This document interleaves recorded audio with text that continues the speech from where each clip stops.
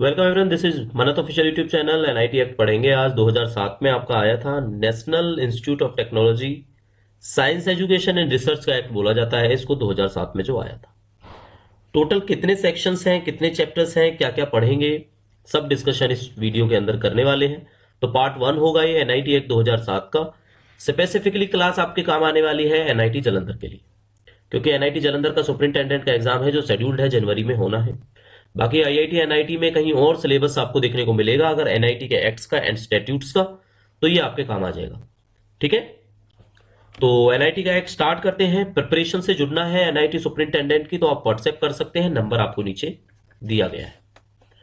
तो देखो बच्चों, एनआईटी का एक्ट है जो 2007 में आया, इसको क्या बोला गया था? इसको आईएनआई बोला गया था। क्या बोला गया था? आईएनआई। आईएनआई होता है इंस्टीट्यूशंस ऑफ नेशनल इंपॉर्टेंस। ये जो वर्डिंग यहां पे लिखी है, इंस्टीट्यूशंस ऑफ नेशनल इंपॉर्टेंस।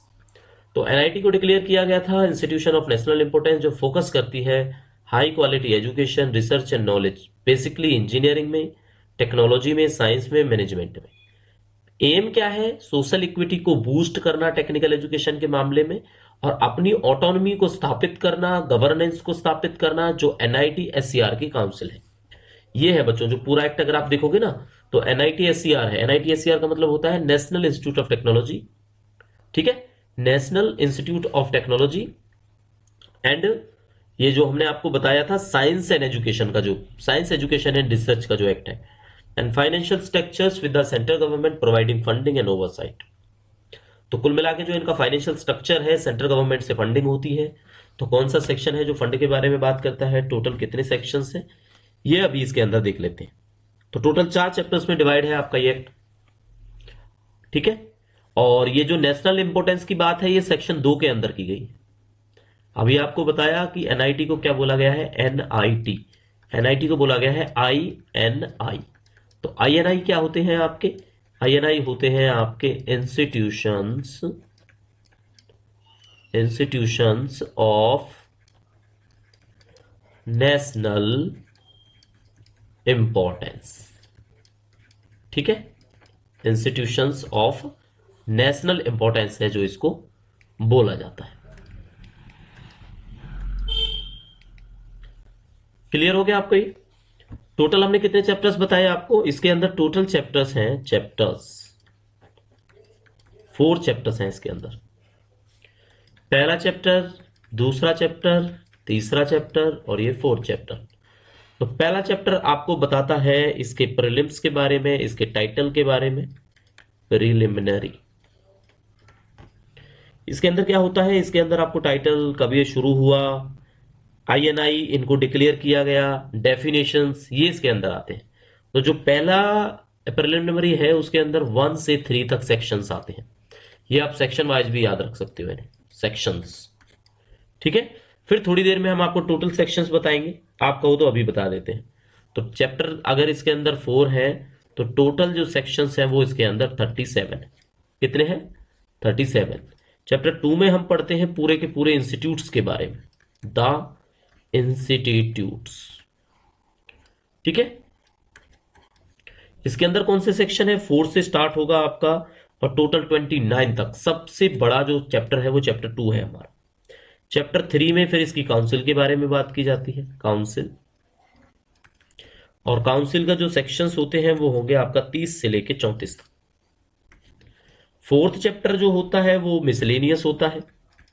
ये आप कोई भी एक्ट पढ़ोगे ना इस तरह के, तो आपको लास्ट जो चैप्टर है वो मिसलेनियस मिलेगा, और पहला वाला चैप्टर है जो प्रिलिमिनरी मिलता है या टाइटल बेस्ड मिलता है। तो मिसलेनियस में 35 से 37 तक हमारा जो प्रोविजन है सेक्शंस की, वो गिवन है आपको। तो पहले वाले में केवल 3 सेक्शंस आते हैं, इसमें 4 से लेके और 29 तक आप देखते हो तो आपको 26 सेक्शंस मिलते हैं। ये 3 सेक्शंस, 26 सेक्शंस, 5 सेक्शंस, और ये मिलेंगे बच्चों 3 सेक्शंस। टोटल आप इनको काउंट कर लो, 37 ही बनेंगे। ठीक है, कितने बनेंगे टोटल? 37 बनेंगे। इसमें से एक सेक्शन है जिसको ओमिट कर दिया गया है। ओमिट का मतलब है हटा दिया गया है, ओमिटेड सेक्शन। तो इसके अंदर जो ओमिटेड सेक्शन है वो कौन सा है, वो है आपका 30A। 30A को क्या है, आप कैंसिल कर दिया गया है। ठीक है, टोटल नंबर वाइज सेक्शंस हैं इसके अंदर। दो सेक्शन ऐसे हैं, एक 5 के बाद 5A आता है, एक 11 के बाद 11A आता है। बाकी सारे के सारे नंबर वाइज सेक्शंस हैं। तो 5 में जैसे हम effect of incorporation of institutions पढ़ते हैं, ऐसे ही effect of incorporation of Bengal engineering and science university Shibpur के बारे में पढ़ते हैं। ठीक है, तो ये जोड़े गए होंगे बाद में। ठीक है, effect of incorporation of Bengal engineering and science university Shibpur. ठीक है, 11 के अंदर हमें पढ़ाया जाता है कि बोर्ड ऑफ गवर्नर्स, इसमें हम पढ़ेंगे board of institutes. Board of institutes, board of institutes में क्या है, सेकंड शेड्यूल वाले, of second schedule and third schedule.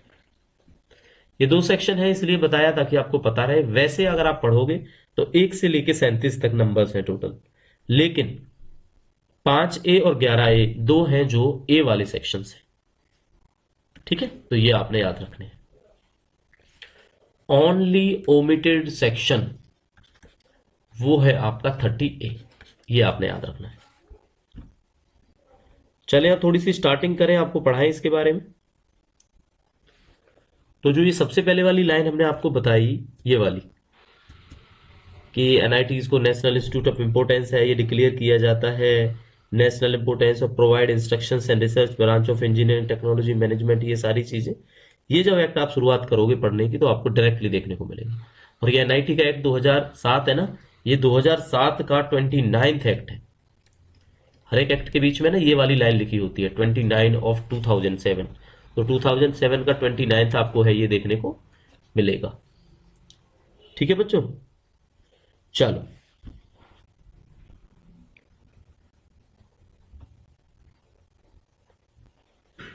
Section 2 में हमने आपको बता दिया कि भाई ये इंस्टीट्यूट्स हैं जिनको नेशनल इंपोर्टेंस दी गई और इनको बनाया। ठीक है, अब आपसे पूछा जाएगा कि नेशनल इंपोर्टेंस इनको बनाया गया एनआईटीज को, वो कौन से सेक्शन में मेंशन है, तो आपको आंसर देना पड़ेगा दैट इज सेक्शन 2। सेक्शन 2 के अंदर मेंशन है। अब हम आपके सामने पढ़ेंगे सेक्शन 3, जिसके बिना इस एक्ट को पढ़ना मुश्किल है, क्योंकि सेक्शन 3 में हम टोटली पढ़ते हैं डेफिनेशंस के बारे में। किसके बारे में पढ़ते हैं, टोटली डेफिनेशंस के बारे में पढ़ते हैं। तो डेफिनेशन में पहले वाली डेफिनेशन देखेंगे तो इसमें बोर्ड के बारे में पूछा गया कि बोर्ड क्या है, क्या होता है बोर्ड। बोर्ड अगर इसके मामले में बात करें तो बोर्ड ऑफ गवर्नर से मतलब होता है। बोर्ड का क्या मतलब होता है, बोर्ड ऑफ गवर्नर। अच्छा, यही सीबीएसई के मामले में हम पढ़े तो बोर्ड में क्या होगा, वो सेंट्रल बोर्ड ऑफ एजुकेशन के मतलब का होगा। यहां पे बोर्ड है वो बोर्ड ऑफ गवर्नर्स का है। ठीक है, बोर्ड ऑफ गवर्नर्स, पहला पॉइंट हो गया। दूसरी डेफिनेशन हम देखेंगे तो वो है चेयरपर्सन। चेयरपर्सन, चेयरपर्सन का क्या मतलब होगा, चेयरपर्सन ऑफ द बोर्ड। यहां पे चेयरपर्सन का मतलब क्या होगा, चेयरपर्सन ऑफ द बोर्ड। ठीक है, इसके आगे आपको देखने को मिलेगा काउंसिल। अब जब हमने एआईसीटी का पढ़ा था तो काउंसिल का मतलब एआईसीटी का काउंसिल था, लेकिन यहां पे काउंसिल का क्या मतलब है, यहां पे काउंसिल का मतलब है council establish under sub section 1 of section 30। ठीक है, सेक्शन 30 में क्या पढ़ाया गया था, सेक्शन 30 में इस्टेब्लिशमेंट ऑफ काउंसिल पढ़ते हैं। तो इस्टेब्लिशमेंट ऑफ काउंसिल के सब सेक्शन 1 में काउंसिल की डेफिनेशन है, तो इट्स जस्ट अ डेफिनेशन। तो क्या लिखेंगे, मेंशन्ड इन सेक्शन 30 ऑफ 1। ठीक है, ये पढ़ने को मिलेगा हमें। हो गया काउंसिल। अब अगर आपको मिलता है वर्ड यहां पे corresponding institutes, corresponding corresponding institutes. तो यहां पे इससे क्या मतलब है करस्पॉन्डिंग इंस्टीट्यूट से? इसका मतलब होता है फर्स्ट शेड्यूल, सेकंड शेड्यूल और थर्ड शेड्यूल के कॉलम में एक चीज मेंशन है और इंस्टीट्यूट मेंशन है, वो कॉलम नंबर 3 में मेंशन है, फर्स्ट शेड्यूल, सेकंड शेड्यूल और थर्ड शेड्यूल के। तो ये करस्पॉन्डिंग इंस्टीट्यूट इस नेशनल इंस्टीट्यूट ऑफ इंपोर्टेंस के रिस्पेक्ट में होते हैं। समझ में आया? तो इनको कहेंगे इंस्टीट्यूट स्पेसिफाइड इन कॉलम। यहां पे कह देते हैं हम institutes specified in column, institute specified in column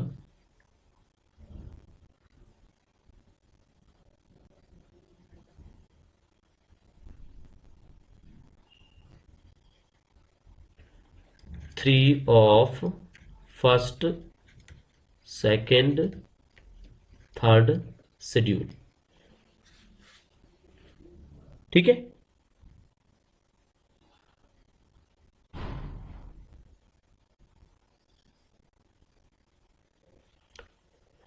institute का भी पढ़ोगे तो भी आपको कॉलम 3 के अंदर मिलेंगे first, second and third schedule के, और करस्पॉन्डिंग इंस्टीट्यूट उसके करस्पॉन्ड में। समझने की कोशिश करना, कंफ्यूज मत होना इसके अंदर। ठीक है? डेफिनेशंस का सेक्शन पढ़ा रहे हैं हम आपको। अब डायरेक्टर का मतलब क्या मिलेगा? डायरेक्टर मतलब किसी इंस्टीट्यूट का डायरेक्टर, किसी एनआईटी का डायरेक्टर। डेप्यूटी डायरेक्टर मतलब किसी इंस्टीट्यूट का डेप्यूटी डायरेक्टर। इंस्टीट्यूट का मतलब जो आपके कॉलम नंबर 3 में डिफाइंड है, फर्स्ट, सेकंड, थर्ड शेड्यूल के। नोटिफिकेशन जो ऑफिशियल गजट में पब्लिश होती है, नोटिफिकेशन। रजिस्ट्रार मतलब रजिस्ट्रार। तो देखो ये तो कोई डेफिनेशन पढ़ने की जरूरत ही नहीं है। शेड्यूल का मतलब फर्स्ट, सेकंड, थर्ड। अगर कोई पूछे शेड्यूल, अब यहां पे मैं शेड्यूल ही लिख देता हूं, शेड्यूल। तो शेड्यूल का मतलब ही होगा या तो फर्स्ट शेड्यूल, या सेकंड शेड्यूल, या थर्ड शेड्यूल। इसके अलावा तो होगा ही नहीं। ये होगा शेड्यूल का मतलब। कोई भी अगर आपसे पूछ ले शेड्यूल, तो 3 ही शेड्यूल है इसके अंदर जो हम पढ़ते हैं। नहीं, सीनेट होता है इंस्टीट्यूट का। सीनेट का मतलब सीनेट ऑफ द इंस्टीट्यूट। ठीक है? हाँ, सोसाइटी का अगर मतलब मिलता है तो सोसाइटी की वो डेफिनेशन दी गई है इसके अंदर जो सोसाइटी के एक्ट में दी गई है। और वो सोसाइटी का कौन सा एक्ट है? सोसाइटी। ये गलत हो गया, यहाँ पे हम लिखेंगे SOCIE, सोसाइटीज रजिस्ट्रेशन एक्ट। और ये कब आया था? 1860 में आया था। ठीक है? इसके अंदर सोसाइटी की डेफिनेशन मेंशन है। क्लियर? अब एक सिलेबस आप पढ़ो एनआईटी जालंधर के, जब सबसे पहले आप सिलेबस देखोगे तो वहां पे आपको स्टेट्यूट्स लिखा मिलेगा कि भाई एनआईटी एक्ट एंड स्टेट्यूट्स, ये है आपका सिलेबस में। तो स्टेट्यूट्स के साथ में ना एक ऑर्डिनेंस भी होता है, ऑर्डिनेंस। इसका मतलब क्या है? इसका मतलब है कि statutes and ordinance of the institute made under this act. ये इंस्टीट्यूट के स्टेट्यूट्स होते हैं, बाद में कोई अध्यादेश जारी होता है, कोई अमेंडमेंट होता है, लाइक उसके तरह से होता है। एक्ट तो वही रहेगा सारे एनआईटीज के लिए। ठीक है? क्लियर हो गया? तो अब हम चैप्टर 1 पढ़ा चुके।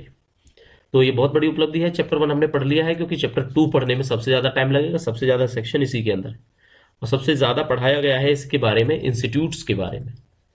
ठीक है? इंस्टीट्यूट्स। चलो, तो इंस्टीट्यूट्स के बारे में चैप्टर 2 में पढ़ोगे तो सबसे पहले सेक्शन 4 आया, क्योंकि हमने बताया था 4 से लेके कहां तक शुरू होता है आपका चैप्टर 2? 4 से लेके होता है 29 तक, और 29 में आ जाते हैं इनके ट्रिब्यूनल्स ऑफ आर्बिट्रेशन। लिख दें यहां पे सेक्शन पूरा लिख देते हैं, कंफ्यूजिंग नहीं रहेगा या गलत हो जाएगा। एक मिनट वेट करो आप। ये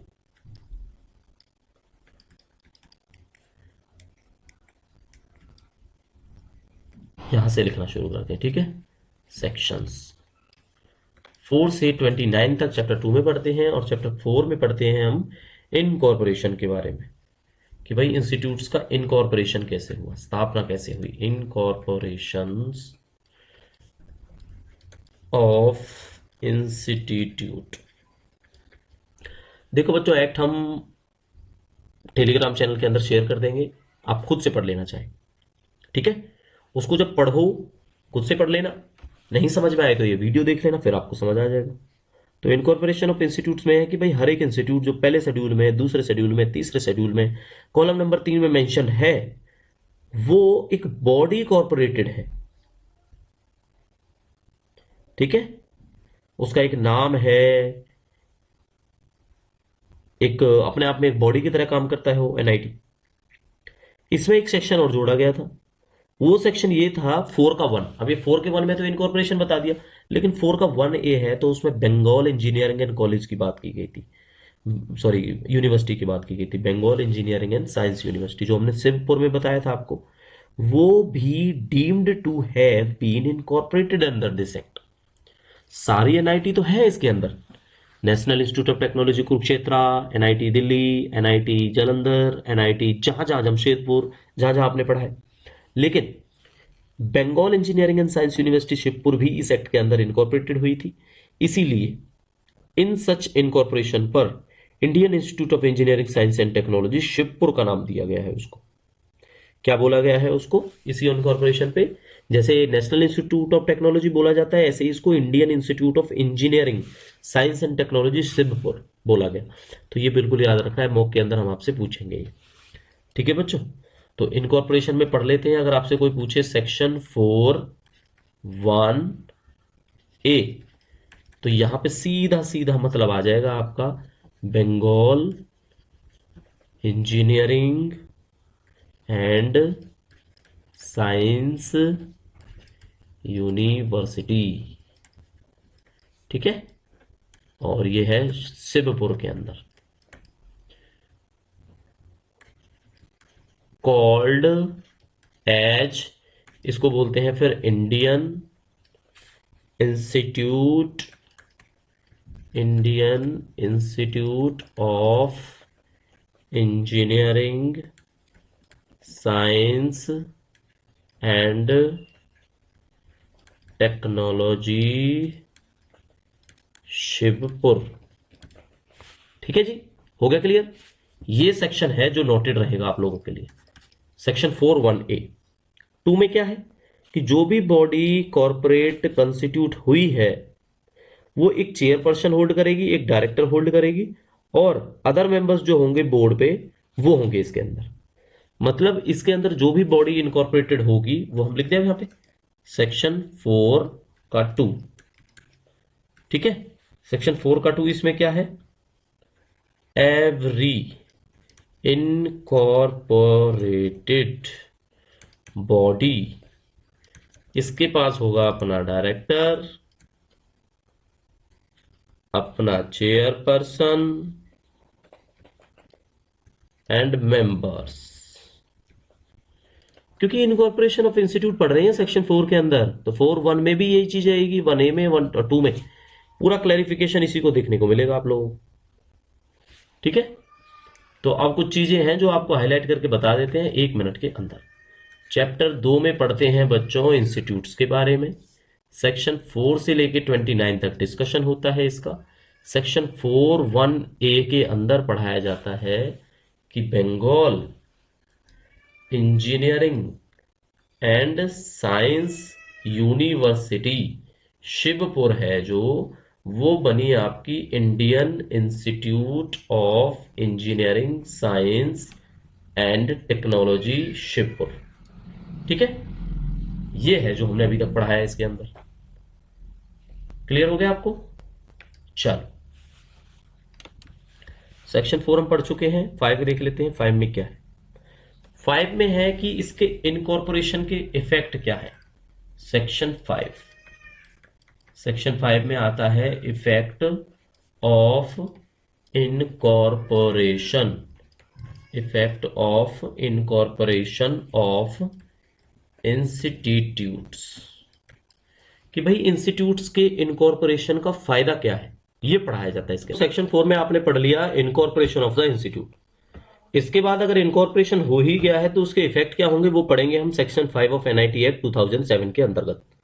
इफेक्ट ऑफ इनकॉर्पोरेशन का मतलब क्या है क्या इफेक्ट होंगे इस चीज के? तो इस चीज के जो सबसे पहला इफेक्ट होगा, जितनी भी मूवेबल प्रॉपर्टी है या इमूवेबल है, चाहे वो प्रॉपर्टी मूवेबल हो चाहे वो इमूवेबल, सारी की सारी बिलोंग करेगी, सारी की सारी बिलोंग करेगी, वो पूरे के पूरी तरह से करस्पॉन्डिंग इंस्टीट्यूट को बिलोंग करेगी, करस्पॉन्डेंस इंस्टीट्यूट।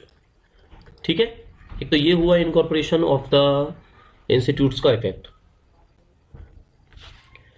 दूसरा क्या है, जितने भी राइट हैं, जितनी भी लाइबिलिटी है, वो ट्रांसफर कर दी जाएगी करस्पॉन्डिंग इंस्टीट्यूट को। तो कुल मिला के हम ये कहेंगे ऑल राइट्स के साथ साथ हम देखेंगे लाइबिलिटीज।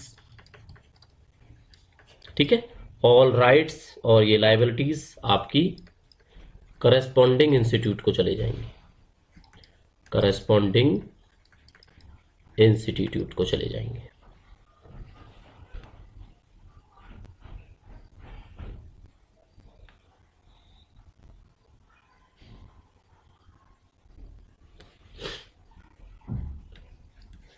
तीसरे पॉइंट में इन्होंने क्या बोला है कि हर एक आदमी, हर एक एम्प्लॉय जो एम्प्लॉयड है सोसाइटी के द्वारा, इस एक्ट के शुरू होने के तत्काल प्रभाव से, इमीडिएटली बिफोर सच कमेंसमेंट, जिस ऑफिस को, जिस सर्विस को, जिस पोस्ट को होल्ड करता था, जितने टेन्योर के लिए होल्ड करता था, जितनी सैलरी पे होल्ड करता था, उतनी ही टेन्योर पर, उतनी ही सैलरी पर, उतने ही बेनिफिट्स पर वो हेल्ड करेगा जब से ये एक्ट पास हो जाएगा या नहीं होगा। ठीक है, तब तक वो कंटिन्यू करेगा उस एम्प्लॉयमेंट को, ये बात इसके अंदर बताई गई है। ठीक है, समझ में आया ये आपको कि जो भी पर्सन एम्प्लॉयड था, पहले सोसाइटी, देखो सोसाइटी के द्वारा ये बोला गया है, फिर इनकॉर्पोरेशन ऑफ द इंस्टीट्यूट्स हुआ है, तो उस केस में ये कंडीशन बताई है कि जितने भी एम्प्लॉयज हैं उनके जितने भी प्रिविलेजेस हैं, चाहे पेंशन के हो, चाहे लीव के हो, चाहे ग्रेचुटी के हो, चाहे प्रोविडेंट फंड के हो, वो तब तक हेल्ड करेंगे जब तक ये एक्ट पास नहीं होता। जैसे ही ये एक्ट पास हो जाता है तब तक तो वो कंटिन्यू करेंगे। ठीक है, तो इस एक्ट से पहले की बात ये बताई गई है कि तब तक वो कंटिन्यू करेंगे उस चीज पर जिस पोस्ट पर वो पहले से अवेलेबल थे। ठीक है, अब ये है सेक्शन 5A। सेक्शन 5A में क्या बताया गया है? 5A में बताया गया है कि Bengal engineering and science university Shibpur पर क्या इफेक्ट पड़ा इसका। तो जब से ये एनआईटी का एक्ट लागू हुआ, ठीक है, तो कुल मिला के इसमें अमेंडमेंट हुआ था 2014 के अंदर। एनआईटी का हम कह देंगे अमेंडमेंट हुआ था, यहां पे लिख देते हैं एनआईटी एक्ट अमेंडमेंट 2014। तो उसके अंदर हो जाता है incorporation of Bengal engineering and science University. ठीक है, अब उसके इफेक्ट देखने को मिलेंगे। क्या मिलेंगे? जितनी भी प्रॉपर्टी है, मूवेबल है, इमूवेबल है, जो Bengal engineering and science university Shibpur से बिलोंग करती है, वो अब Indian institute of engineering science and technology Shibpur में बिलोंग करेगी। क्योंकि इसका नाम क्या है, नाम इसको बदल के क्या कर दिया गया था, नाम इसका बदल के कर दिया था शिवपुर वाले का all India institute of engineering science and technology Shibpur. ठीक है, जितने भी राइट्स हैं, जितनी भी लाइबिलिटीज हैं Bengal engineering and science university Shibpur की, अब वो Indian institute of engineering science and technology Shibpur की रहेंगी। तो ये सारी सारी बातें इन्होंने एज इट इज बताई हैं जैसा इसके अंदर बताया था।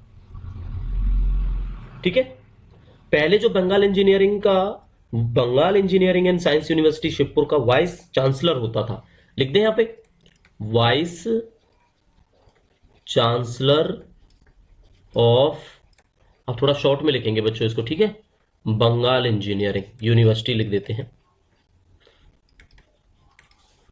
अब वो बन जाएगा डायरेक्टर। किसका डायरेक्टर बन जाएगा? The Indian institute of engineering science and technology Shibpur. ठीक है, तो ये कुछ कुछ चेंजेस थे जो बताए गए कि भाई ऐसे ऐसे हो जाएगा। ठीक है, powers of the institute, powers of the institute, ये हम पढ़ते हैं सेक्शन 4 के अंदर। किस में पढ़ते हैं? सेक्शन 4 के अंतर्गत पढ़ते हैं power of the institute. Every institute shall exercise the following power and perform the following duties. क्या क्या ड्यूटीज हैं, मेन मेन पढ़ लेते हैं। सबसे पहला तो है कि इंस्ट्रक्शन एंड रिसर्च, हर एक branch of engineering and technology, चाहे वो मैनेजमेंट हो, चाहे एजुकेशन हो, चाहे साइंस हो, जैसा इंस्टीट्यूट को ठीक लगता है एडवांसमेंट के लिए, नॉलेज के लिए, वो काम करें। ठीक है, तो वो इंस्ट्रक्शंस प्रोवाइड करें, टू प्रोवाइड इंस्ट्रक्शंस। ठीक है, एंड रिसर्च इन इंजीनियरिंग। पहला पॉइंट ये हो जाता है। दूसरा होगा एग्जामिनेशन है, hold exam and grant degree, diploma, titles etcetera. ये काम भी इसी के रहेंगे भाई, ये भी इनकी पावर में आते हैं। ठीक है, किसी को डिग्री प्रोवाइड करना, टू कन्फर डिग्री। कौन सी degree? Honorary degree, honorary degree और अदर डिस्टिंक्शंस, ये भी एनआईटी का काम है। To establish maintain, to establish maintain halls and hostels, ये हॉस्टल है बच्चों, ठीक है, hostels for the residence of students. ठीक है, ये हो गया। इसके बाद क्या है? टू फिक्स डिमांड,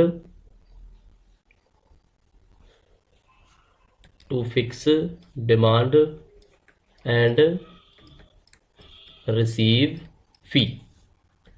ठीक है भाई, कितनी फीस रखनी है, कितना चार्जेस रखने हैं, फी या चार्जेस लिख देते हैं। ये भी एनआईटी का काम है और उनकी खुद की पावर के अंदर आता है। एनसीसी, मेंटेनेंस, इंस्टीट्यूट के अंदर एनसीसी होता है। जो एनसीसी की फुल फॉर्म क्या होती है बच्चों? National cadet corps. ठीक है, नेशनल कैडेट कॉर्प्स होती है एनसीसी की फुल फॉर्म।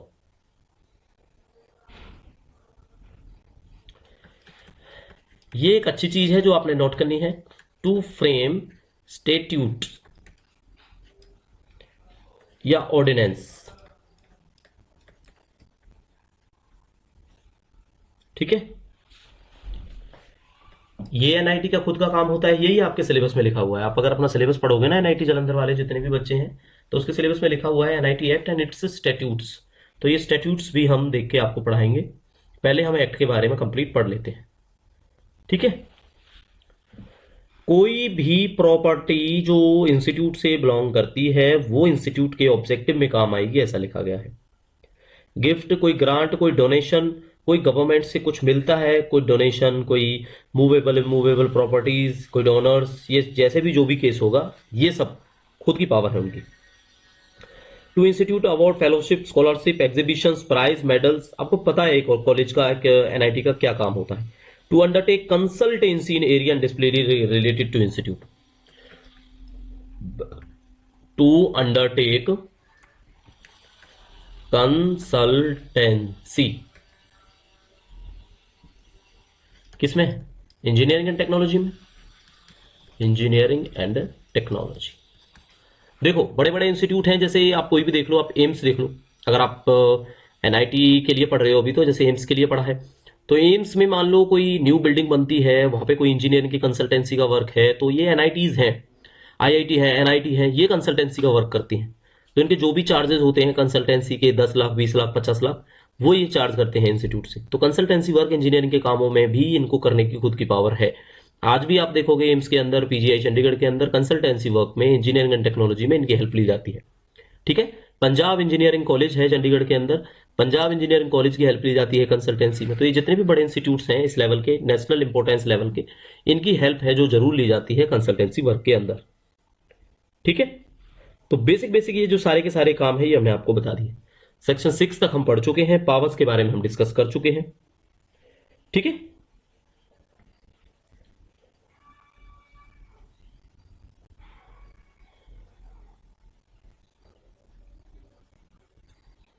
क्लियर हो गया। तो देखो बच्चों, ये हमारा पार्ट 1 है और पार्ट 2 के अंदर कोशिश करेंगे हम ये बिल्कुल खत्म करा देंगे। ठीक है। पार्ट 2 के अंदर हम क्या करेंगे, ये बिल्कुल खत्म करा देंगे आपका टॉपिक। तो पहली क्लास है, इसको रिवाइज करना। कैसे आपके रिव्यू हैं, कैसे व्यूज हैं, आप बता सकते हो। एनआईटी के पेपर में ज्यादा टाइम नहीं रह गया है, न्यू ईयर से पहले आप लोगों ने प्रिपरेशन का जो है बूस्टअप कर लेना है, अपनी तैयारी एक वेल प्लान मैनर में करनी है। तो मिलेंगे नई क्लास में, नए सेशन में। तब तक के लिए पढ़ते रहिए।